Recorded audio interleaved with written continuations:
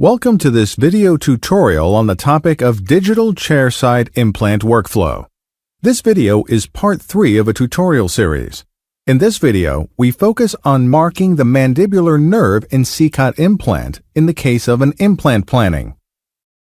We are in the Prepare step and move the inspection window in the panorama view to the mental foramen. Then we adjust the tangential view in such a way that the complete path of the nerve can be seen. The mental foramen should be visible in the cross-sectional view.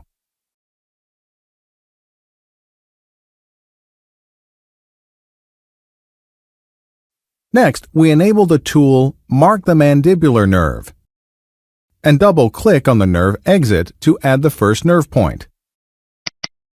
We continue with setting further single clicks to define the path.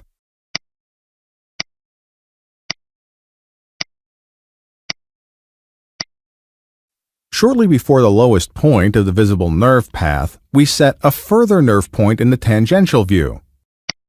Then switch to the cross-sectional view, where we will mark the last nerve point with a double click, immediately at the place of emergence of the nerve, the mental foramen. In the 3D view, the final nerve path can be viewed. The marked nerve serves only for visualization purposes and is displayed in all views for planning support.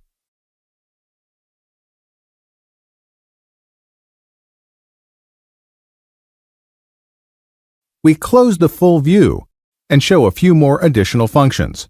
By clicking one of the set nerve points and simultaneously holding and moving, the nerve point and thus the nerve path can be adjusted.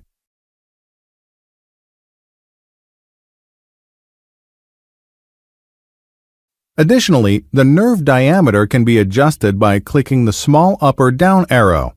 This serves merely for visualization purposes of the nerve canal.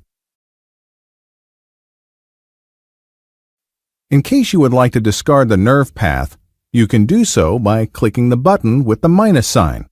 Now we can proceed with the Plan step. For detailed information regarding this step, please watch Part 4 of our tutorial series. Thank you very much for your attention. We would like to wish you every success when working with Sidexis and SICAT Implant.